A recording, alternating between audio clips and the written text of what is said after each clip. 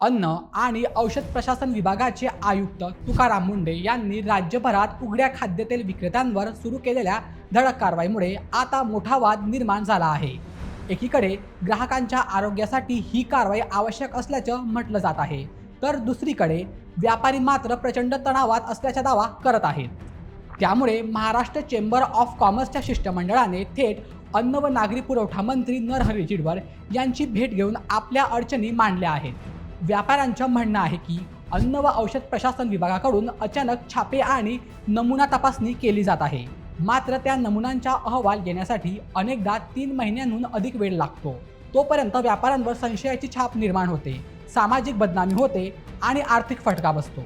त्यामुळे अहवाल येईपर्यंत कोणत्याही व्यापाऱ्याला दोषी ठरवू नये, तसेच नमुना तपासणीचा अहवाल अवघ्या 24 तासात मिळावा, अशी त्यांची प्रमुख मागणी आहे। याशिवाय नवीन नियम लागू करण्यापूर्वी 6 महिन्यांच्या ग्रेस पिरियड आणि व्यापाऱ्यांसह ग्राहकांमध्ये जनजागृती करण्याची मागणी करण्यात आली आहे। या भेटीनंतर मंत्री नरहरी झिरवळ यांनी व्यापाऱ्यांना दिलासा देण्याचा प्रयत्न केला। त्यांनी सांगितलं की नमुना तपासणीचा अहवाल 24 तासात मिळावा यासाठी सरकार नियोजन करत आहे, तसेच प्रयोगशाळेचा अहवाल येईपर्यंत कोणत्याही व्यापाऱ्याला दोषी मानलं जाणार नाही आणि नियमानुसारच कारवाई होईल, अशी ग्वाहीही त्यांनी दिली।